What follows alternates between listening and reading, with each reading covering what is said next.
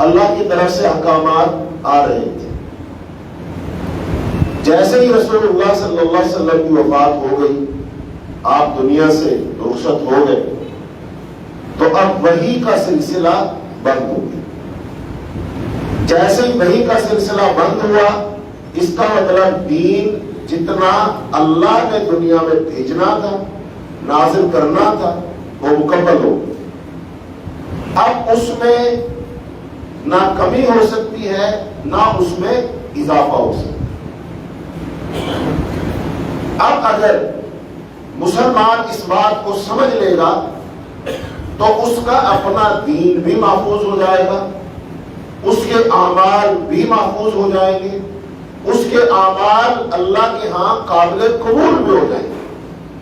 لیکن اگر یہ جو بنیادی عقیدہ ہے، اس میں اگر کوئی سکن ہے، اگر اس میں کوئی لچک ہے، اس کا مطلب پھر دین اسلام محفوظ نہیں رہے گا، دین اسلام بگڑ جائے گا، دین اسلام خالص نہیں رہے گا، دین اسلام میں اضافہ ہو جائے گا، دین اسلام چوں چوں کا مربع بن جائے گا۔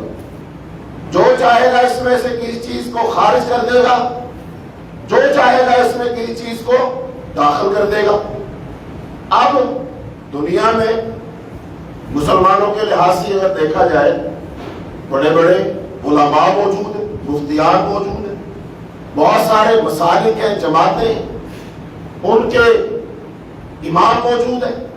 اب ہر جماعت، ہر گروہ یہ کہے گا کہ ہمارا امام، اس کی یہ بات، اس کی یہ رائے بہت اعلیٰ ہے، بہت اچھی ہے، بڑی زبردست ہے، لہذا یہ دین کا حصہ ہوگی، یہ دین ہے، ہم اس پر عمل کریں گے، بطور دین کو اس کو ہم اپنا لیں گے۔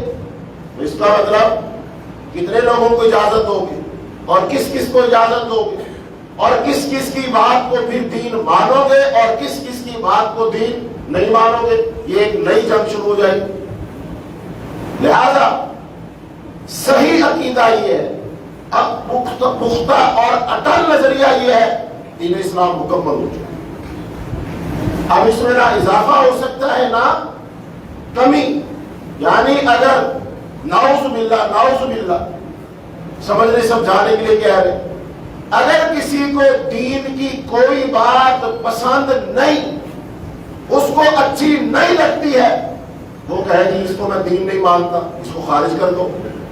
ہم نہیں خارج کر سکتے، یہ تو اللہ کا فیصلہ ہے۔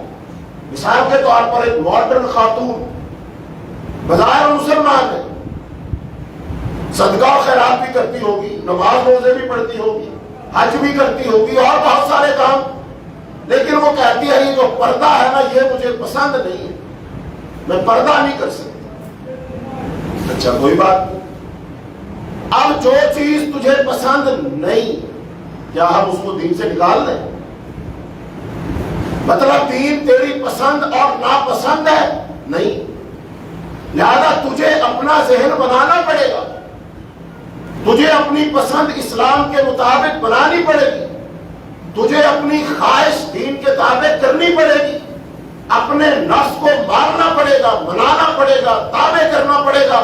جیسے منہ زور گھوڑا ہو، اچھا بیڑا ہو، تکڑا نوجوان اونٹ ہو، لہذا اس اونٹ کو نکیل ڈالی جائے گی، بچڑے کو نتھ ڈالی جائے گی، گھوڑے کو لگام ڈالی جائے گی، اور پھر ان تینوں کو قابو کر کے اوپر سواری کی جائے گی۔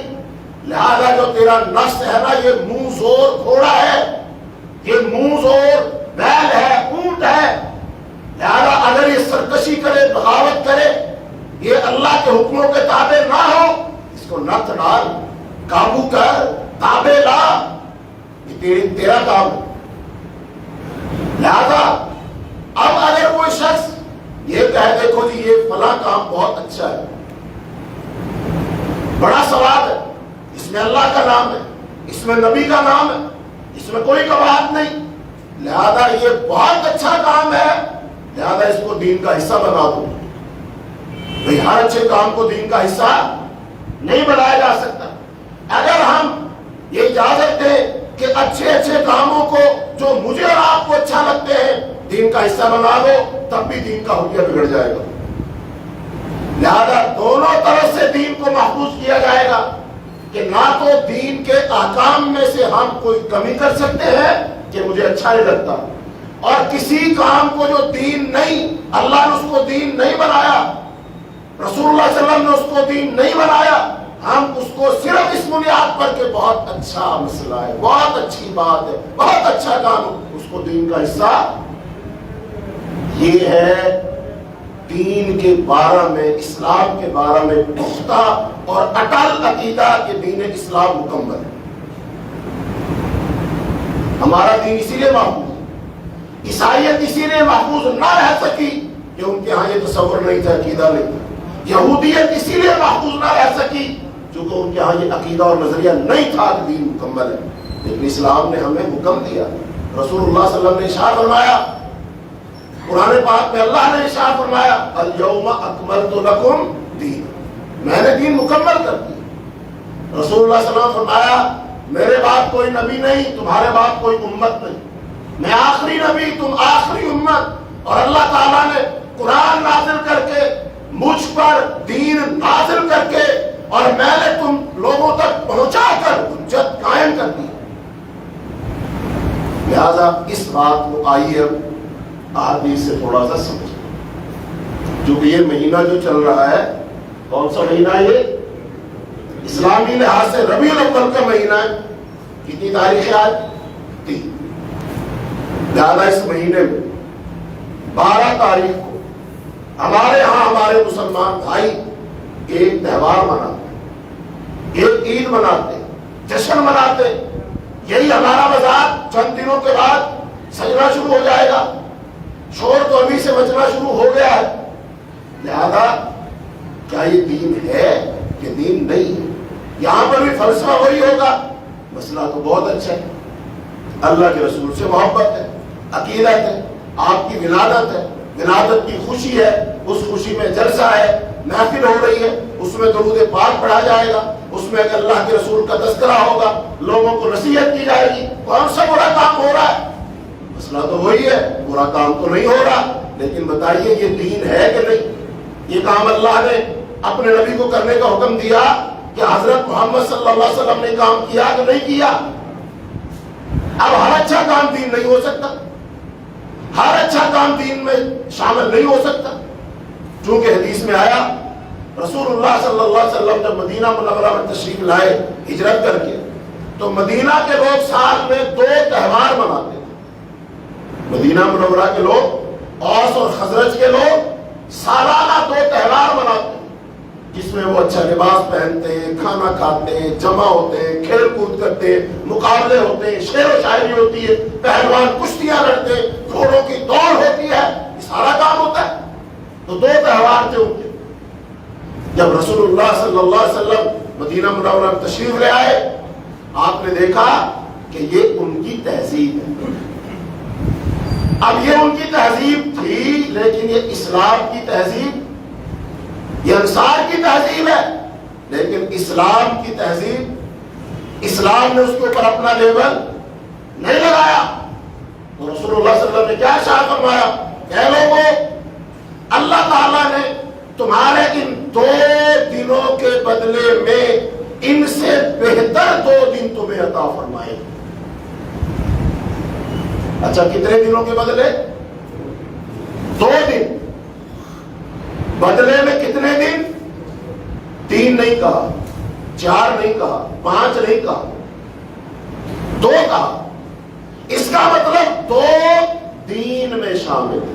2 تہوار سالانہ اسلام نے دی، یہ اسلام میں شامل ہے. یہ کس کی زبان سے معلوم ہوئے؟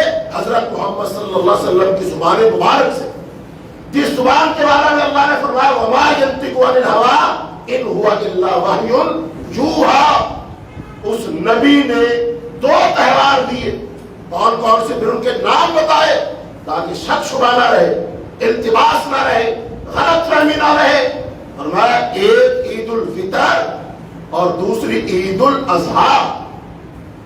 انہیں کو ہم عیدین کہتے ہیں، یعنی 2 عیدیں. اب بتائیے اگر اللہ کی منشا ہوتی 3 عیدیں دینے کی، اللہ 3 دے دیتا، اللہ کے رسول دے دے. اللہ کی منشا ہوتی 4 عیدوں کی، 4 عیدیں ہو جاتی. اللہ کی منشا ہوتی کہ ہر مہینے ایک عید منانی ہے، اللہ 12 عیدیں دے دیتا. اگر اللہ کے رسول صلی اللہ علیہ وسلم کے ہوتے ہوئے جب تک آپ بقید حیات تھے، اللہ تعالیٰ بھلے سال میں 100 عیدیں منانے کا حکم دے دیتا، وہ دین اسلام کا حصہ بن جاتا. کوئی مائی کلام نہ اختلاف کر سکتا تھا، نہ ان کو اسلام سے خارج کر سکتا تھا. لیکن اللہ کے رسول نے کتنی عیدیں دی؟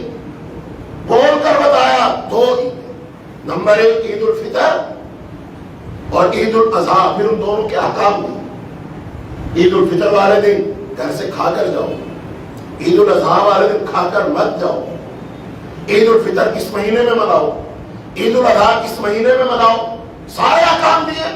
نماز پڑھنی ہے، خطبہ پہلے ہوگا کہ نماز پہلے ہوگی خطبہ بعد میں ہوگا. جاتے ہوئے کیا پڑھو گے، آتے ہوئے کیا پڑھو گے، یہ سارے احکام دیے. اب اگر کوئی ہم سے پوچھ لے، چونکہ اب تو دنیا گلوبل ولیج بن گئی ہے نا، اب تو انٹرنیٹ پر بہت سارے لوگوں سے رابطہ ہوتا ہے، اور وہ مسلمان بھی نہیں ہوتے. کوئی ہندو ہے، کوئی سکھ ہے، عیسائی ہے، یہودی ہے، اور ہم دوسرے مذاہب کے بارے میں یہ بات کہتے ہیں. ان مذاہب میں اختلافات ہو گئے، تبدیلیاں ہو گئی، تحریفیں ہو گئی، ان کے پاس دلیل نہیں، سند نہیں، اور لوگ پھر سوال کر لیتے. اب ایک ہم سے عیسائی سوال کر لے کہ جناب تم ہماری کرسمس کے بارے میں کیوں کہتے ہو کہ یہ کرسمس کا مطلب یہ ہے کہ یہ تو اللہ کی پیدائش کا دن ہے، اللہ کے بیٹے کی پیدائش کا دن ہے، اس پر تو اعتراض کرتے ہو. اب ذرا آپ ہمیں ایمانداری سے بتاؤ، تم بھی اپنے نبی کی ولادت کا دن مناتے ہو، ذرا اپنے دین میں سے اس کی دلیل دو. یعنی قرآن سے اور حدیث سے اس کی دلیل دو. دے سکتے ہیں، ہم جھگڑا تو کر سکتے ہیں، بھائی اس میں حرج کیا ہے، تم اپنے نبی کا برتھ ڈے مناتے ہو، ہم بھی بنا سکتے ہیں. یہ دلیل ہے، یہ قرآن ہے، یہ حدیث ہے. بھائی کوئی قرآن کی آیت پڑھ، کوئی رسول اللہ صلی اللہ علیہ وسلم کی حدیث سنا. جیسے عید الفطر کے بارے میں حدیث موجود ہے، عید الاضحیٰ کے بارے میں حدیث موجود ہے، ہم سنا سکتے ہیں. ہمارے نبی نے فرمایا اللہ تعالیٰ نے تمہیں 2 دن عطا فرمائے بطور عید کے. نمبر 1 عید الفطر اور عید الاضحیٰ، اور ساری حدیث کی کتابوں میں عیدین کی تفصیلات موجود ہے. تو جہاں عید الفطر کا مسئلہ ہے، جہاں عید الاضحیٰ کا مسئلہ ہے، اگر 30ویں عید ہوتی تو وہاں عید میلاد النبی کے مسائل بھی بیان. عید میلاد النبی 12 ربیع الاول کو تم نے کون کون سے کام کرنے ہیں بتاؤ. کھانا کھا کے جائیں کہ آگے کھائیں، جاتے ہوئے کیا پڑھے، آتے ہوئے کیا پڑھے، بتاؤ. پہلے خطبہ ہوگا کہ نماز ہوگی، دلائل لو، بات ختم ہو جائے. اب ہم ان خیر مسلموں کو جواب نہیں دے سکتے کیونکہ ہمارے پاس دلیل. بھائی جھگڑا نہیں کرنا، علمی میدان میں جھگڑا نہیں ہوتا، دلیل سے بات ہوتی. اور اللہ نے قرآن پاک میں یہ بات ارشاد فرمائی ہے کہ تم میں سے جو ہلاک ہو وہ دلیل پر ہلاک ہو، اور جو تم میں سے زندہ رہے دلیل پر زندہ رہے. اللہ تعالیٰ نے اپنے نبی سے بھی یہ فرمایا، ان سے کہہ دیے کل ہاتوا برہانکم ان کنتم صادقین، اگر تم سچے ہو دلیل دو. بات دلیل سے کرو. اور اس لیے میرے بھائیوں آؤ رسول اللہ صلی اللہ علیہ وسلم کی چند ایک حدیثیں سنو. فرمایا حضرت جابر رضی اللہ تعالیٰ فرماتے ہیں جاءت ملائکۃ الی النبی وہو نائم. ایک اللہ کے رسول صلی اللہ علیہ وسلم سو رہے تھے، فرشتوں کی ایک جماعت رسول اللہ صلی اللہ علیہ وسلم کے پاس آئی، اور یہ حدیث صحیح بخاری کے اندر موجود. ایک جماعت آئی، فقالوا، فرشتوں نے آپس میں کہا ان لصاحبکم ھذا مثلا، اس صاحب کی ایک مثال ہے، وہ مثال میں آتا. قال بعضهم انه نائم، بعض فرشتوں نے کہا جی وہ تو سو رہے ہیں، جن کی مثال بیان کرنی ہے وہ سو رہے ہیں. وقال بعضهم، بعض فرشتوں نے کہا ان العین نائمۃ والقلب یقظان، اس شخص کی خصوصیت یہ ہے اس کی آنکھیں سوتی ہیں، دل جاگتا ہے. یعنی تم جو بات کرو گے ان کو سمجھ آ جائے گی، لہذا بات بیان کرو. فقالوا، انہوں نے کہا مثلہ کمثل رجل، اس آدمی کی مثال ایک آدمی کی مثال کی مانند ہے. بنا دارن، جس نے گھر بنایا، وجعل فیہا مکتبۃ پھر اس نے اس میں دعوت پکائی. وَبَعَثَ دَاعِيًا اور پھر ایک بلانے والا بھیجا. گاؤں میں جیسے ہم شروع کرتے ہیں سدا کہ جاؤ بھی دعوت کہہ کر آؤ. فَمَنْ أَجَابَ الدَّاعِيَ اب جس نے اس دعوت دینے والے کی بلانے والے کی دعوت کو قبول کیا دخل الدار وَأَكَلَ مَعَهُ مِنَ الْمَعْدُوبَ اب جس آدمی نے اس کی دعوت کو قبول کیا وہ گھر میں داخل بھی ہوگا اور دعوت بھی کھائے گا. اور ایک حدیث میں لفظ آتے ہیں کہ گھر کا مالک اس سے خوش بھی ہوگا. یعنی جس نے گھر بنایا ہے دعوت پکائی ہے پھر جب تم دعوت کھانے آؤ گے تو وہ تم سے خوش بھی ہوگا. وَأَكَلَ مَعَهُ مِنَ الْمَعْدُوبَ فرمایا وَمَن لَّمْ يُجِبِ الدَّاعِيَ اور جس آدمی نے دعوت دینے والے کی دعوت کو قبول نہ کیا لم يدخل الدار ولم يأكل معه نہ تو وہ دعوت کھائے گا نہ اس گھر میں داخل ہوگا. فقالوا أبدلوها فرشتوں نے کہا بھئی اس مثال کی تھوڑی سی وضاحت کرو سمجھ نہیں آئی. بھی دعوت گھر بنانے والا کون ہے, دعوت پکانے والا کون ہے, بلانے والا کون ہے, بلایا کس کو جائے گا, اس کی ذرا تھوڑی سی وضاحت کرو. قال بعضهم پھر فرشتوں نے کہا انه نائم جس کی وضاحت اس کے لیے کرنی ہے وہ تو سو رہا ہے. پھر یہ کہا کہ نہیں اس کی آنکھیں سو رہی دل جاگ رہا ہے, جو بھی تم بات بیان کرو گے ان کو سمجھ آ جائے. پھر فرشتوں نے کہا فقالوا الدار الجنہ وہ جو گھر ہے نا جو بنایا ہے وہ جنت ہے. پھر فرمایا والداعی اور وہ بلانے والا جو ہے نا محمد وہ محمد صلی اللہ علیہ وسلم ہے اور جس نے دعوت پکائی ہے وہ اللہ رب العالمین. فرمایا فمن اطاع محمدا فقد اطاع اللہ جس نے محمد صلی اللہ علیہ وسلم کی اطاعت کی اس نے اللہ کی اطاعت کی. ومن عصى محمدا فقد عصى اللہ جس نے محمد صلی اللہ علیہ وسلم کی نافرمانی کی اس نے اللہ کی نافرمانی کی. اگلے لفظ آخری لفظ دھیان سے سنو فرمان محمد فرق بین الناس محمد صلی اللہ علیہ وسلم لوگوں کے درمیان فرق ہے, فرق کرنے والا. مطلب اللہ کے رسول صلی اللہ علیہ وسلم فرق کر دیں گے کون حق پر ہے کون باطل پر ہے, کون صحیح ہے کون غلط ہے. چونکہ عرب کے معاشرے میں بڑے سردار تھے, بڑے نظریات تھے, ہر سردار یہ کہتا تھا ہم ہی ٹھیک ہے, ہر قبیلہ کہتا تھا نہیں جو ہمارا طریقہ ہے وہی صحیح ہے. تو کیا فرمایا گیا کہ بھئی جتنے لوگ ہیں جتنے نظریات ہیں جتنے عقائد ہیں جتنے نظام حیات ہیں وہ سب کے سب اپنی جگہ, لیکن حضرت محمد صلی اللہ علیہ وسلم فیصلہ کر دیں گے جس پر آپ چلیں گے بس وہ ہی صحیح ہوگا باقی سارے غلط ہوں. اب اس حدیث کی مزید وضاحت آپ نے شاہ فرمایا کل امتی یدخلون الجنہ میری امت کے سارے لوگ جنت میں جائیں گے الا من ابا جو جنت میں جانے سے انکار کر دے گا وہ نہیں جائے گا. قیل ومن ابا صحابہ کرام نے پوچھا کہ کون ہے جو جنت میں جانے سے انکار کرے. سنیے بھائیو فرمایا رسول اللہ صلی اللہ علیہ وسلم نے من اطاعنی دخل الجنہ ومن عصانی فقد ابا جس نے میری اطاعت کی وہ جنت میں جائے گا اور جس نے میری نافرمانی کی گویا اس نے جنت میں جانے سے انکار کر دیا. اب آئیے یہی مسئلہ جو ہم نے بیان کیا ربیع الاول کے حوالے سے اللہ کے رسول کی اطاعت کیا ہے. عیدیں کتنی ہیں؟ 2. اب جو بندہ 2 عیدیں مناتا ہے وہ اطاعت کر رہا ہے اور جو بندہ 2 کی بجائے 3 مناتا ہے 3 کی بجائے 4 مناتا ہے وہ بندہ اضافہ کر کے نافرمانی کر رہا ہے. تو فرمایا جنت میں جانے سے انکار کر رہا ہے. یہ نہیں دیکھا جائے گا اب اس کی نیت کیا ہے, اس کا جذبہ کیا ہے, مال کتنا خرچ کر رہا ہے, اس میں ہو کیا رہا ہے. یہ معیار نہیں ہے. معیار یہ ہے کہ وہ کام اللہ کے رسول صلی اللہ علیہ وسلم نے کیا یا نہیں کیا بس.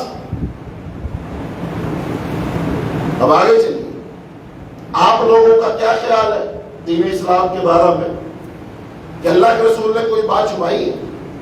اللہ تعالیٰ نے کوئی خیر کی بات, بھلائی کی بات, ثواب کی بات, نیکی کی بات کوئی ایسا کام جو جنت میں لے جائے اللہ نے اپنے نبی کو بتایا اور رسول اللہ صلی اللہ علیہ وسلم نے چھپا دیا. کیا ہمارا عقیدہ ہے؟ کسی مسلمان کا عقیدہ ہو سکتا ہے؟ یہ عقیدہ کیا ہے کہ جو اللہ تعالیٰ نے اپنے نبی پر نازل کیا رسول اللہ صلی اللہ علیہ وسلم نے وہ منو ان بغیر کمی پیشی کے سارے کا سارا امت تک پہنچا دیا. اور یہی میدان محشر میں اللہ کے رسول نے پوچھا تھا الا هل بلغت، کیا میں نے تم تک اللہ کا دین پہنچا دیا؟ صحابہ کرام نے کہا کہ نہ صرف پہنچا دیا بلکہ پہنچانے کا حق ادا کر دیا. جب آپ نے گواہی لے لی پھر رسول اللہ صلی اللہ علیہ وسلم نے اپنا چہرہ مبارک آسمان کی طرف اٹھایا اور کہا اللہم اشہد اللہم اشہد اللہم اشہد، اے اللہ گواہ ہو جا تیرے بندے گواہی دے رہے جو دین تو نے اس پر نازل کیا تھا میں نے ان تک پہنچا دیا. ایک دفعہ بھی نہیں کہا، 3 دفعہ اللہ کے رسول نے حجۃ الوداع. اس کا مطلب عقیدہ کیا ملا؟ جو دین اللہ نے نازل کیا رسول اللہ صلی اللہ علیہ وسلم پر اللہ کے رسول نے اس میں سے ایک بات بھی نہیں چھپائی، سارے کا سارا پہنچا دیا. آؤ اس دین میں دیکھو کتنی عیدیں تھی اس دین میں، کتنی عیدیں تھی؟ 2. اس کا مطلب اوپر سے 2 ہی آئی. اگر 3 آئی ہوتی تو اللہ کے رسول نے 3 بتانی تھی، چونکہ آپ نے چھپانا کچھ بھی نہیں تھا. لیکن اگر 2 آئی ہے تو اس کا مطلب 2 ہی ہے، وہ 3 نہیں ہے، ان میں کمی بیشی نہیں کی گئی. اور ہم بطور امتی اس اللہ کے دین میں کوئی کمی بیشی، یہ ہمارا عقیدہ ہے، یہ ہمارا نظریہ ہے، اسی وجہ سے ہمارا دین محفوظ ہے. اب جو بھی خیر، جو بھی بھلائی، جس کام سے اللہ کی رضا ہے، جس کام سے جنت میں جا سکتے ہو، جو کوئی برائی کا کام ہے وہ کھول کھول کر ہمیں بتا دیا گیا. اب اس بارے میں چند ایک حدیثیں سنو. رسول اللہ صلی اللہ علیہ وسلم نے ارشاد فرمایا ما بقي شيء يقرب من الجنة ويبعد من النار الا وقد بين لكم. یہ موجود طبرانی کے اندر حدیث نمبر ہے 1647، جلد نمبر 2 ہے اور صفحہ 155 ہے. سلسلہ احادیث صحیحہ کے اندر بھی حدیث موجود ہے، 1803 نمبر حدیث. کیا حدیث ہے؟ فرمایا رسول اللہ صلی اللہ علیہ وسلم نے جو عمل بھی جنت کے قریب کرتا ہے اور جو کام جہنم سے دور کرتا ہے وہ کام بیان کر دیا گیا. وہ کام بیان کر دیا. کہاں بیان کر دیا گیا؟ یا قرآن میں یا حدیث میں. جو بھی خیر ہے، جو بھی بھلائی ہے، جو بھی نیکی ہے، جس کام کے کرنے سے ہم جنت میں جا سکتے ہیں، جس کام کے کرنے سے ہم جہنم سے بچ سکتے ہیں، بیان کر دیا گیا. آئیے اس مسئلے کو دیکھو. عیدین کا مسئلہ بیان کیا گیا یا نہیں کیا گیا؟ کتنی عیدیں منائیں؟ بیان کیا گیا، حدیث میں موجود ہے. عیدین کا مطلب ہی 2 عیدیں. عیدین لفظ عیدین کا مطلب 2 عیدیں، اس کا مطلب 3 عیدیں ہے ہی نہیں. آگے چلیے. رسول اللہ صلی اللہ علیہ وسلم نے ایک اور حدیث میں فرمایا ما ترکت شیئا مما امرکم اللہ به الا وقد امرتکم به ولا ترکت شیئا مما نہاکم عنہ الا وقد نہیتکم عنہ. فرمایا رسول اللہ صلی اللہ علیہ وسلم نے اللہ نے جن باتوں کے کرنے کا حکم دیا ان میں سے میں نے کوئی چیز نہیں چھوڑی. جتنے کام اللہ نے کرنے کا حکم دیا ان میں سے میں نے کوئی چیز بھی نہیں چھوڑی. وضاحت کے ساتھ بیان کر. پھر فرمایا وہ سب تمہارے سامنے بیان کر دی. اسی طرح جن چیزوں سے اس نے یعنی اللہ نے تمہیں منع کیا ان میں سے بھی کوئی چیز نہیں چھوڑی اور میں نے تمہیں اس سے منع کر دیا. اس سے بڑی وضاحت اور کیا چاہیے؟ لیکن دل نہیں نہ مانتا. دل نہیں مانتا. دل چاہتا ہے کچھ نہ کچھ اضافہ کیا جائے، دل کو خوش کیا جائے، لوگوں کو خوش کیا جائے، دوسری تہذیبوں کا مقابلہ کیا جائے، دوسرے مذاہب کا مقابلہ کیا جائے، ان کی مشابہت کی جائے. جیسے وہ کرتے ہیں ویسے ہم کرتے. اب جو ہمارے بھائی عید میلاد النبی مناتے ہیں نا، میں یہ بات درد دل سے کہہ رہا ہوں، بات کسی پر تنقید کرنا مقصود نہیں ہے، کسی کو تکلیف پہنچانا مقصود نہیں ہے، بات اصلاح کی ہے. چونکہ میں اپنے ان بریلوی بھائیوں کے پاس گیا ہوں ان کے علماء کے پاس گئے ہو، وقت نکالا ہے، ان کے دروازوں پر دستک دی ہے، ہاتھ جوڑ کر ان سے میں نے پوچھا بھائی مجھے تو کوئی دلیل نہیں مل سکی، تو مجھے کوئی دلیل سمجھاؤ، اگر کوئی دلیل ہے تو ہم بھی کریں گے۔ یہ تھوڑا ہے کہ نبی تمہارا ہی ہمارا نہیں ہے، جتنا تمہارا اتنا ہمارا، تم بھی امتی ہم بھی امتی، آپ بھی جنت میں جانا چاہتے ہو ہم بھی جانا چاہتے ہیں، بھائی جو دلیل آپ کو ملی ہمیں بتاؤ ہم بھی کر لیں گے۔ چونکہ عید الفطر میں نہ آپ کا اختلاف نہ میرا اختلاف، عید الاضحیٰ میں نہ تمہارا اختلاف نہ میرا اختلاف، بتاؤ اختلاف ہے؟ حاجی نہیں ہے۔ میں نے کہا اب اختلاف اس عید میں ہے نا، میں کہتا ہوں اس بارے میں کوئی دلیل نہیں، آپ کہتے ہو دلیل ہے، مجھے دکھا دو۔ کیا مطلب؟ جہاں حدیث کی کتاب میں صحیح بخاری ہو، مسلم ہو، ابو داؤد ہو، نسائی ہو، ترمذی ہو، ابن ماجہ ہو، مسند احمد ابن حنبل ہو، اور کوئی بھی حدیث کی کتاب اس میں سے صحیح حدیث مجھے دکھاؤ کہ بھائی دیکھ یہ عید الفطر، یہ عید الاضحیٰ اور یہ عید میلاد النبی، جھگڑا ختم۔ میں نے کہا ہم بھی آپ کے ساتھ جلوس میں شامل ہو، ہم بھی اپنے بازار سجائیں گے، گھر سجائیں گے، جھنڈیاں اٹھائیں گے، ہم بھی جلوس نکالیں گے، ہم بھی ساتھ ہوں گے، ہمیں ساتھ ملاؤ، ہم ساتھ ملنا چاہتے ہیں، لیکن ہمارا عقیدہ اور نظریہ کیا ہے؟ ہم صرف کسی کا چہرہ دیکھ کر بات نہیں مان سکتے، ہم کسی کی دستار اور جبہ دیکھ کر بات نہیں مان سکتے، ہم بڑا جلسہ دیکھ کر بات نہیں مان سکتے، ہم صرف یہ بات سن کر نہیں مان سکتے بہت اچھا کام ہے، اس میں برائی کیا ہے، اس میں کمال کیا ہے، دیکھو پڑھا تو درود شریف جا رہا ہے نا، قرآن پڑھا جا رہا ہے نا، تذکرہ تو رسول اللہ صلی اللہ علیہ وسلم کا ہو رہا ہے نا، آپ کی اولاد کا ہو رہا ہے۔ یہ مسئلہ نہیں ہے، مسئلہ یہ ہے کہ یہ کام حدیث میں موجود ہے یا نہیں، باقی سارے مسئلے بات کی۔ میرے بھائیوں، اللہ کے گھر میں بیٹھے کسی کے پاس کوئی دلیل، آ جا کر سب سے موٹی دلیل کیا دی گئی؟ کہتے یار جب عیسائی اپنے نبی کا یوم ولادت منا سکتے، برتھ ڈے منا سکتے، کرسمس منا سکتے، تو کیا امت مسلمہ مر گئی ہے؟ کیا ہم نہیں منا سکتے؟ ہم خوشی کا اظہار نہیں کر سکتے؟ دلیل ہے۔ یہ کس کی مشابہت ہو رہی ہے؟ کس کی مشابہت ہے یہ؟ اللہ کے رسول نے تو منع فرمایا ان کی مشابہت مت کرو، خالف الیہود والنصارى، یہود و نصارہ کی مخالفت کرو۔ آپ نے فرمایا من تشبہ بقوم فہو منہم، جو کسی قوم کی مشابہت کرے گا انہی میں سے ہوگا۔ بھئی ہم ان عیسائیوں کو امت مسلمہ کی طرف لائیں کہ ہم مسلمان عیسائیوں کی طرف چلے جائیں؟ بتاؤ دنیا میں اس وقت نمونہ کون ہے؟ نمونہ تو اسلام ہے، نمونہ تو پیغمبر اسلام حضرت محمد صلی اللہ علیہ وسلم۔ اللہ کے رسول نے فرمایا اگر میرے ہوتے ہوئے اگر موسیٰ علیہ السلام بھی آ جائیں تو وہ بھی میری اتباع کریں گے، میری پیروی کریں گے، وہ اپنی نبوت و رسالت نہیں چلائیں گے۔ اور قیامت کے قریب امام مہدی جب آ جائیں گے، دجال کا خروج ہو جائے گا، عیسیٰ علیہ السلام آسمانوں سے دمشق کی مسجد کے مینار پر فرشتوں کے پروں پر ہاتھ رکھ کر نازل ہوں گے، اور وہ جب نماز پڑھنے کی باری آئے گی وہ مقتدی بن کر نماز پڑھیں گے، مصلی امامت پر نہیں کھڑے ہوں گے۔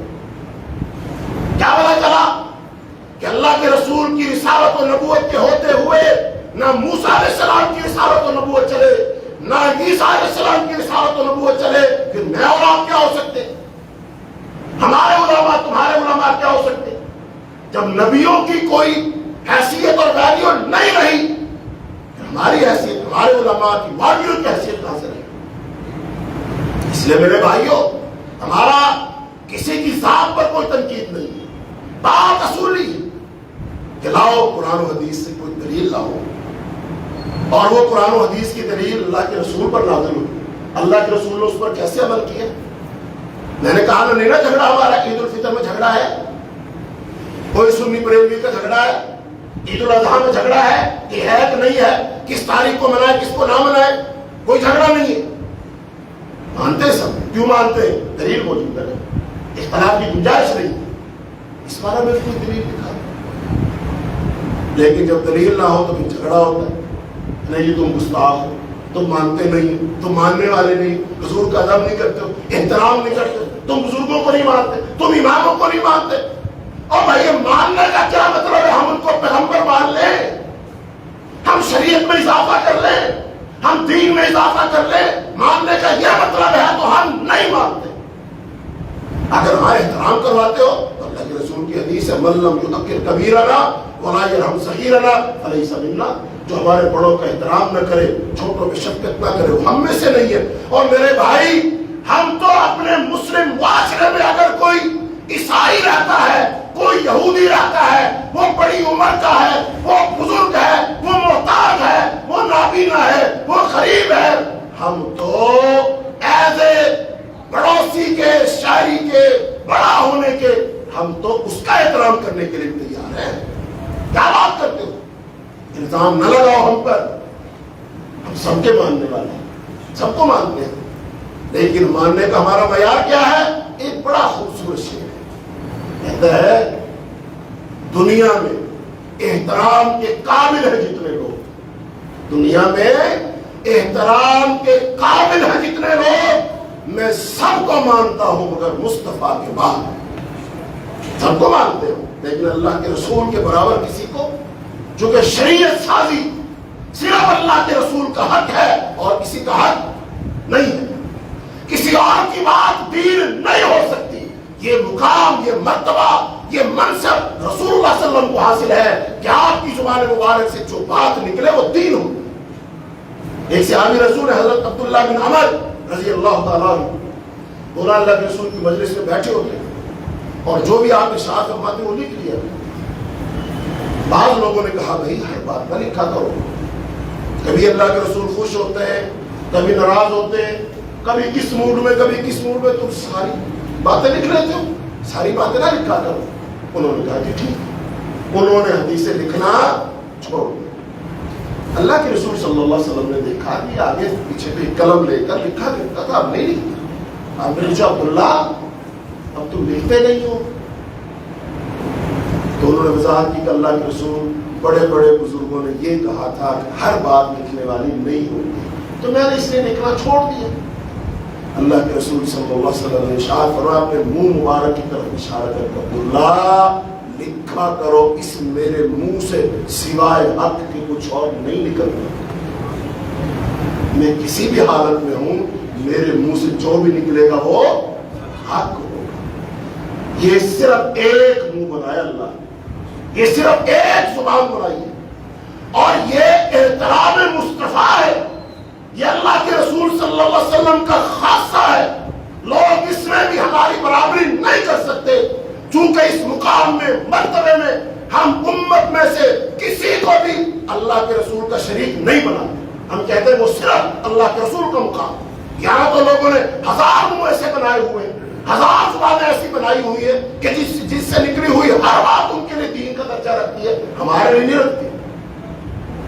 ہمارے لیے صرف ایک منہ ہے، اور وہ کس کا منہ مبارک ہے؟ وہ محمد مصطفیٰ صلی اللہ علیہ وسلم کا منہ ہے۔ یہ زبان کا خاصہ یہ ہے، وما ينطق عن الهوى ان هو الا وحی یوحی۔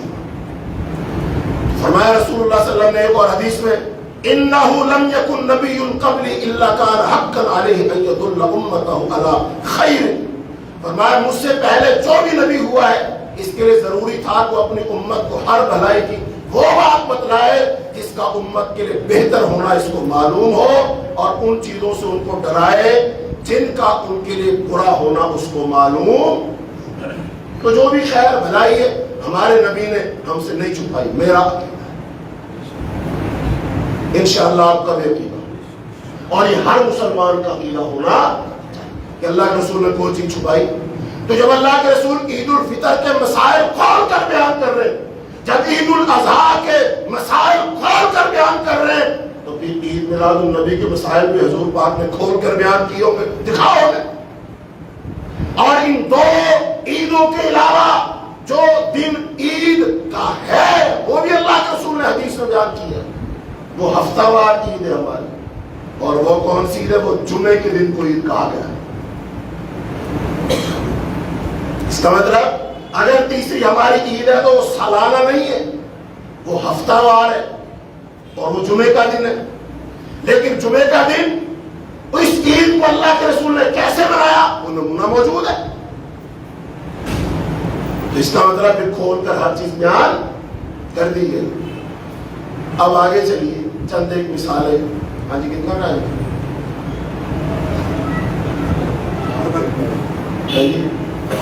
میرا ٹائم نہیں ہے تو ڈاکٹر صاحب نہیں ہے تو لوگ بھی کہیں گے پھانسی کے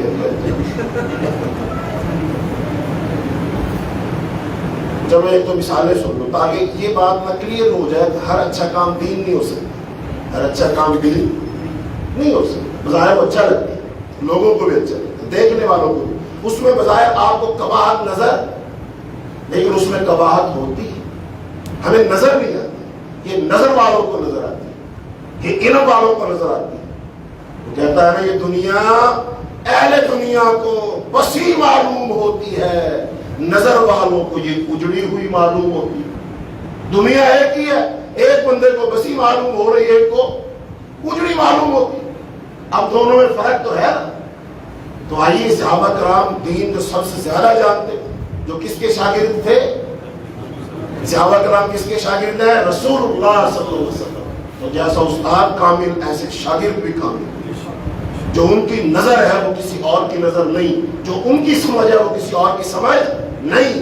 آئیے صحابہ کرام کے سامنے کچھ لوگوں نے ایسے کام کرنے کی کوشش کی اور انہوں نے دیکھتے کے ساتھ پہچان لی. بعض دفعہ وہ فراڈ کیسے لگتا ہے؟ مثلا سونے کا کوئی زیور وہ بیچنے جاؤ, ایک بندہ گیا یار اتنا مہنگا سونا ہے بڑا بنایا سیٹ مل رہا ہے, حساب کتاب لگا فوراً دیکھتا ہے اتنا سونا ہے بڑھوائی ڈال دو کتنے کا یہ تو سستا پڑ رہا ہے 50,000 روپے لے لو, اور اس کو سونے کا لگ رہا. وہ خون دیکھتا الٹ پلٹ لیکن اس کو سونے کا لگ رہا ہے لیکن کہتا ہے اندر دھڑکو ہے پھر بھی کسی سنیارے کو نہ دکھائے. وہ کسی سیاڑے سنیارے کے بعد جاتا کہتا ہے یہ سیٹ رکھنا تھا. وہ دیکھ کر اس کو اپنی خاص نظر سے دیکھتا اس کو الٹ پلٹ کرتے پھر وہ ایک پٹی نکالتا ہے اس میں تھوڑا سا پانی ڈال کے 2 رگڑے لگاتا ہے اس میں کیا کہتے ہیں کسمٹی اور کہہ رہتا کاکا اے خالص ہونے دا نہیں. اس کا مطلب تمہیں دھوکہ لگ رہا تھا خالص ہونے کا. تو کس نے پہچانا؟ کون پہچانے گا؟ جس کے پاس علم سمجھ ہے. ایسے ہی ہمارے کچھ بھائی ہیں وہ گاڑیوں کا کام کرتے ہیں. ایک بندہ نے کہا کہ گاڑی بڑی اچھی جینوئن ہے انجن نہیں کھلا ہوا رگڑ بھی نہیں لگی کھلی بھی نہیں سب چیز اوریجنل. اس نے کہا اچھا. اس نے کہا لیکن یار تم ہمارے ساتھ چل. ہمارے بھائی ندیم یہاں پر ندیم بھائی کے بھائی گاڑیوں کام کرتے بڑے سیانے آدمی. اس نے کہا چلے گئے.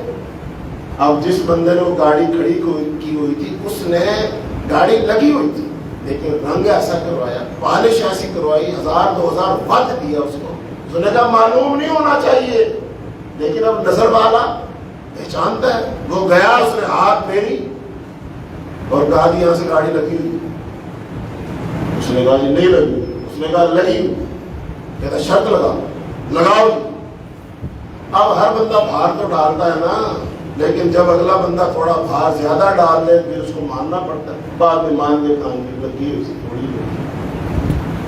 اب وہ جو اوپر رنگ تھا اس سے نظر آ رہی تھی نہیں لگی لیکن اس نظر والے کو سمجھ آ گئی کہ یہاں سے لگی ہوئی ہے. اس کا مطلب ان 2 مثالوں سے آگے چلو. صحابہ کرام دین کے ایکسپرٹ آدمی تھے. ان کے پاس علم تھا فقاہت تھی سمجھ تھی. وہ حق اور باطل کو پہچانتے تھے. باطل کسی شکل میں آئے کسی روپ میں آئے کوئی لبادہ اوڑھ کر آئے کوئی لیبل لگا کر آئے لیکن صحابہ کرام ہر شکل میں باطل کو پہچان لیتے تھے کہ یہ باطل ہو. آئیے واقعہ سنو. یہ صحابہ کرام کے دور کا واقعہ ہے اور 2 جلیل القدر صحابی ہیں. ایک کا نام حضرت ابو موسیٰ اشعری رضی اللہ تعالیٰ عنہ اور ایک کا نام حضرت عبداللہ بن مسعود رضی اللہ عنہ. اور یہ حدیث سنن دارمی کے اندر موجود ہے. کام دیکھیں. حضرت ابو موسیٰ اشعری رضی اللہ تعالیٰ فرماتے ہیں کچھ لوگ مسجد میں نا حلقہ بنا کر بیٹھے. مسجد میں بیٹھے 4-5 یہاں بیٹھے 4-5 وہاں بیٹھے 4-5 ٹولیاں بنائی. اچھا بیٹھ کے کیا کر رہے ہیں؟ ان کے ہاتھوں میں کنکریاں آج کے حساب سے گٹھلیاں لگا لو کنکریاں. اچھا وہ بیٹھی ہو، ایک شخص کھڑا ہے، وہ کہتا ہے 100 دفعہ اللہ اکبر کہو، وہ کہتے ہیں اللہ اکبر اللہ اکبر اللہ، 100 دفعہ پورا ہو گیا۔ پھر کہتا ہے 100 دفعہ سبحان اللہ کہو، سارے کہتے ہیں سبحان اللہ سبحان اللہ۔ ذکر ہو رہا ہے۔ مسجد میں آئے حضرت ابو موسیٰ اشعری، حضرت ابو موسیٰ اشعری رضی اللہ تعالیٰ عنہ، انہوں نے دیکھا اب حضرت ابو موسیٰ اشعری کس فرقے کے بندے ہیں بھی بتاؤ، کس جماعت کے بندے، لیبل تو بتاؤ، کیونکہ سوچ سے پتا چلے گا۔ تنقیدی نظر، باطل کو پہچاننے والے، صرف کام کے اچھائی کو دیکھ کر اچھا نہ سمجھنے والے، بلکہ ہر کام کو اللہ کے رسول کی حدیث سے میچ کرنے والے، کسوٹی پہ رگڑ کے دیکھنے والے ہیں کون؟ حضرت ابو موسیٰ اشعری رضی اللہ تعالیٰ۔ انہوں نے دیکھا اور دیکھ کر خاموش، اور پھر سیدھے گئے حضرت عبداللہ بن مسعود رضی اللہ تعالیٰ کے گھر، چونکہ حضرت عبداللہ بن مسعود رضی اللہ تعالیٰ زیادہ بڑے صاحب علم تھے، مفتی صحابہ کرام میں سے، ان کے گھر گئے اور گھر کے باہر کھڑے ہوئے، کچھ اور لوگ بھی کھڑے تھے، وہ بھی کھڑے ہوئے، انتظار کرنے لگے۔ حضرت عبداللہ بن مسعود رضی اللہ عنہ اپنے مقررہ وقت پر جو مسجد میں جانے کا تھا نکلے، اور حضرت ابو موسیٰ اشعری رضی اللہ تعالیٰ عنہ کو دیکھا تو کہا کہ موسیٰ کیسے تم یہاں آئے؟ کہا جی میں مسجد میں گیا تھا، مسجد میں لوگ حلقے بنا بنا کر ذکر کر رہے تھے، ایک بندہ کھڑا ہے سامنے، وہ کہہ رہا سبحان اللہ کہو، الحمدللہ کہو، اللہ اکبر کہو، لا الہ الا اللہ پڑھو، میں ان کو دیکھ کر آپ کے پاس آ گیا۔ اچھا چلو چلتے دیکھتے، تو کہنے لگے حضرت عبداللہ بن مسعود تشریف لائے، اب بتاؤ صحابی کس نظر سے دیکھے گا کام کو؟ کس نظر سے؟ اس کے پاس معیار کیا ہے چیک کرنے کا؟ رسول اللہ صلی اللہ علیہ وسلم کا طریقہ، چونکہ حضور پاک کے شاگرد ہیں، اللہ کے رسول نے تربیت کی، حضور پاک نے سکھایا حق اور باطل میں فرق کیسے کرنا، پہچان کیسے کرنی ہے۔ جیسا کہ اللہ کے رسول صلی اللہ علیہ وسلم کی حدیث میں فرمایا ترکت فیکم امرین لن تضلوا ما تمسکتم بہما کتاب اللہ و سنت رسولہ، لوگوں تمہارے اندر دو چیزیں چھوڑ کر جا رہا ہوں، جب تک مضبوطی سے پکڑے رکھو گے گمراہ نہیں ہوگے، نمبر 1 اللہ کی کتاب قرآن پاک، اور نمبر 2 تمہارے نبی کی سنت۔ اور ایک حدیث میں آپ نے ارشاد فرمایا من یعش منکم فسیرى اختلافا کثیرا، جو میرے پاس زندہ رہے گا بہت سارے اختلافات دیکھے گا، لیکن ان اختلافات کے زمانہ میں میری سنت کو لازم پکڑنا، قرآن کو لازم پکڑنا، حدیث کو لازم پکڑنا، اور خلفائے راشدین کی سنت کو لازم پکڑنا۔ تو صحابی کی تربیت، حضرت عبداللہ بن مسعود مسجد میں آئے اور آ کر دیکھا۔ اچھا ویسے اب یہاں پر رک کر یہ بتاؤ، مسجد میں تولیاں بنا بنا کے لوگ بیٹھے ہو سبحان اللہ الحمدللہ پڑھ کے گناہ ہے؟ غلط کام ہے؟ آپ بتائیں، کوئی بظاہر کا بات بتاؤ، محفل ذکر ہے، اللہ کا نام، سبحان اللہ کہنے سے گناہ ملتا ہے، لا الہ الا اللہ پڑھنے سے گناہ ملتا ہے، تو ہماری نظر سے تو اس میں کوئی کمال نہیں۔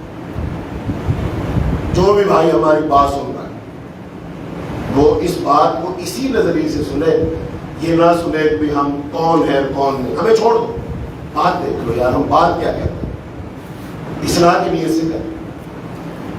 تو صحابی رسول اب اس کو دیکھیں کیا کہا وَيْحَكُمْ يَا أُمَّةَ محمد، افسوس ہے تم پر اے امت محمد صلی اللہ علیہ وسلم۔ یہ حضرت عبداللہ بن مسعود کے جو کہ مفتی صحابہ میں سے، صاحب علم صحابہ میں سے، اور عبداللہ بن مسعود وہی صحابی ہے جس نے ابو جہل کی گردن کو کاٹا تھا، یہ وہی صحابی ہے۔ اللہ کے رسول نے بڑی فضیلت بیان فرمائی، ایک دن درخت پہ چڑھے ہوئے تھے، ہوا چل رہی تھی، پتلی پتلی پنڈلیاں تھیں، تو صحابہ کرام نے جب کپڑا ہٹا پتلی پتلی پنڈلیوں کو دیکھا ہنس پڑے۔ رسول اللہ صلی اللہ علیہ وسلم فرمایا تم ان پتلی پتلی پنڈلیوں کو دیکھ کر ہنستے ہو، پتہ ان کا کتنا وزن ہے؟ اگر مجھے غلط فہمی نہیں ہو رہی فرمایا یہ بہت پہاڑ سے بھی زیادہ قیمتی پنڈلیاں ہیں، ان کو چھوٹا چھوٹا مت سمجھو۔ اس کا مطلب پنڈلیوں والا کتنا پسند ہے اللہ کو بھی، اللہ کے رسول کو بھی۔ یہ صحابی کہنے لگے وَيْحَكُمْ يَا أُمَّةَ محمد، افسوس ہے تم پر اے امت محمد، مَا أَسْرَعَ هَلَكَتَكُمْ هَؤُلَاءِ صَحَابَةُ نَبِيِّكُمْ مُتَوَافِرُونَ وَهَٰذِهِ صِيَامُهُ لَمْ تُبَلْ وَآنِيَتُهُ لَمْ تُكْسَرْ وَالَّذِي نَفْسِي بِيَدِهِ إِنَّكُمْ لَعَلَىٰ مِلَّةٍ أَهْدَىٰ مِن مِلَّةِ مُحَمَّدٍ أَوْ مُفَتِّحُوا بَابَ ضَلَالَةٍ۔ کہا افسوس ہے تم پر اے امت محمد، کس تیزی سے تم ہلاکت کے راستے پر چل پڑے ہو۔ دیکھا کیا تھا محفل ذکر کی اور کہا تم ہلاکت کے راستے پر چل پڑے۔ صحابی صحیح کہہ رہے غلط کہہ رہے؟ محفل ذکر کی، وہ سبحان اللہ الحمدللہ اللہ اکبر رہا ہے اور وہ کہہ رہے تم ہلاکت کے راستے پر چل پڑے ہو۔ وجہ بتائیں گے آگے۔ کہنے لگے ابھی تو نبی کے صحابہ کثیر تعداد میں موجود ہیں، یہ رسول اللہ صلی اللہ علیہ وسلم کے بھی کپڑے بوسیدہ نہیں ہوئے، آپ کے برتن نہیں ٹوٹے کہ تم نے دین میں نئے نئے کام ایجاد کر لیے۔ یعنی نیا کام، یہ نیا کام گمراہی ہے۔ یہ کام اللہ کے رسول نے نہیں کیا۔ اللہ کے رسول کبھی مسجد میں کھڑے نہیں ہوئے، صحابہ کرام حلقے بنا کر نہیں بیٹھے۔ اللہ کے رسول نے نہیں کہا 100 دفعہ اللہ اکبر، 100 دفعہ سبحان اللہ، 100 دفعہ لا الہ الا اللہ پڑھو۔ جب اللہ کے رسول نے یہ کام نہیں کیا، یہ طریقہ نہیں اپنایا، تو تم کیوں اپنا رہے ہو؟ یہ ہلاکت، یہ نیا کام۔ مسئلہ سبحان اللہ کو دیکھنا نہیں، ذکر لا الہ الا اللہ کو دیکھنا نہیں، مسئلہ اس کے طریقے کا ہے۔ اصل مسئلہ اس کے، یہ کام اللہ کے رسول نے کیا کہ نہیں؟ تو نہیں کیا۔ جب اللہ کے رسول نے نہیں کیا تو ہم بھی نہیں کر سکتے، اور اگر تو کرے گا تو گمراہی کا دروازہ ہے۔ یہ کون کہہ رہا ہے؟ میں نہیں کہہ رہا، یہ سنن دارمی پڑھ لو جا کر، سنن دارمی کے اندر یہ واقعہ موجود ہے۔ اگر کسی کو نہ ملے ہمارے پاس آ جائے، ہم مسجد قباء میں ہوتے ہیں، مسجد قباء میں اتوار کی صبح کو آئے، درس سنے، سمجھ نہ آئے ہم سے پوچھے، کتاب سے حوالہ نہ ملے انشاءاللہ ہم دکھائیں گے، لیکن اصلاح کر لو، ہمارا کوئی اختلاف نہیں۔ آگے کہا حضرت عبداللہ بن مسعود نے کہ نئے نئے طریقے یاد کرنے شروع کر دیے، قسم ہے اس ذات کی جس کے ہاتھ میں میری جان ہے، تم کسی ایسے مذہب پر ہو جو محمد صلی اللہ علیہ وسلم کے مذہب سے زیادہ ہدایت والا، یا پھر تم گمراہی کا دروازہ کھول دے۔ بتاؤ یہ کام برا تھا؟ لیکن صحابہ رسول نے اس کی توثیق کی کہ نہیں شاباش، لگے رہو، بہت اچھا کام ہے، میں بھی تمہارے ساتھ بیٹھا ہوں، اور میں اپنے ذکر کی لگنی چاہیے۔ ابھی تو 5-7 ٹولیاں، 10-20 ٹولیاں لگنی چاہیے، کہا یہ منع کیا، حوصلہ شکنی کی۔ اور میرے بھائیو یہ رسول اللہ صلی اللہ علیہ وسلم کا صحابی ہے، یہ رسول اللہ صلی اللہ علیہ وسلم کا تربیت یافتہ ہے، وہ حق و باطل کو پہچاننے والا ہے، وہ سنت و بدعت کی پرکھ رکھتا ہے، وہ ماہر ہے، وہ ماہر جاری ہے، اس کے اندر قابلیت ہے، ان کے پاس کثرت اور میزان اور ترازو موجود ہے۔ انہوں نے اس میزان سنت نبوی میں توڑ کے دیکھا تو یہ مال کھوٹا نکلا، خراب نہ نکلا، چونکہ اس کام کو کرنے کا طریقہ رسول اللہ صلی اللہ علیہ وسلم کے سامنے ہے۔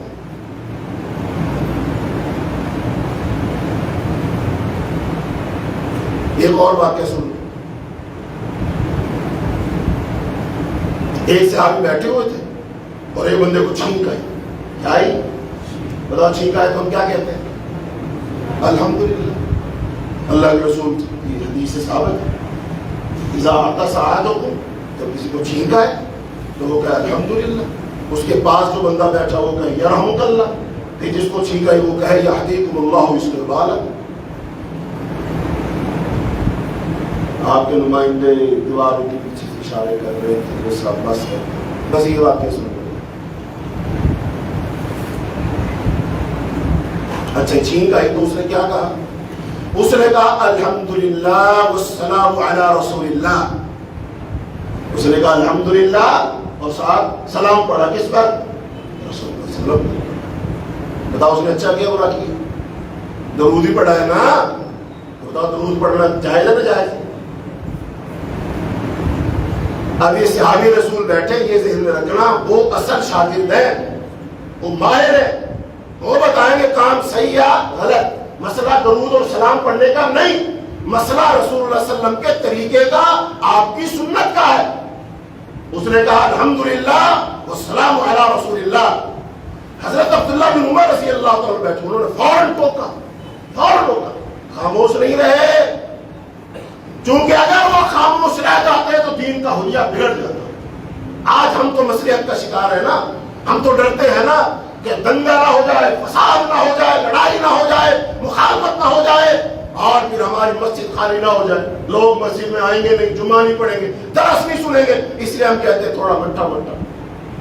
چلو ٹھیک، اللہ ہماری کوششوں کو کامیاب کر دے، اللہ لوگوں کی ہدایت، ان کو ہدایت دے دے، سمجھ دے۔ لیکن صحابہ کرام کا وتیرہ یہ نہیں تھا، یہ کام دیکھا فوراً تو کیا کہا انا اقول الحمدللہ والسلام علی رسول اللہ ولیس ہکذا علمنا رسول اللہ۔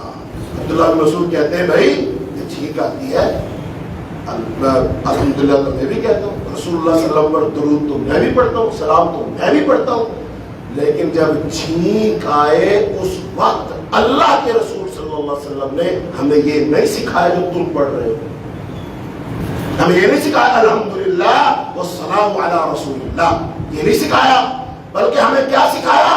الحمدللہ، ہمیں رسول اللہ صلی اللہ علیہ وسلم الحمدللہ علی کل حال، یہ لفظ کہو، کیونکہ یہ لفظ کس کی تعلیم ہے؟ رسول اللہ صلی اللہ علیہ وسلم کی تعلیم۔ لہذا جو اللہ کے رسول نے سکھایا وہی کہو، اس میں اپنی طرف سے اضافہ ٹوک دیا نا۔ مگر نہ بتاؤ درود پڑھنے میں کیا برائی تھی؟ بتاؤ کوئی درود پڑھے ایسے ٹوکنا چاہیے کہ نہیں؟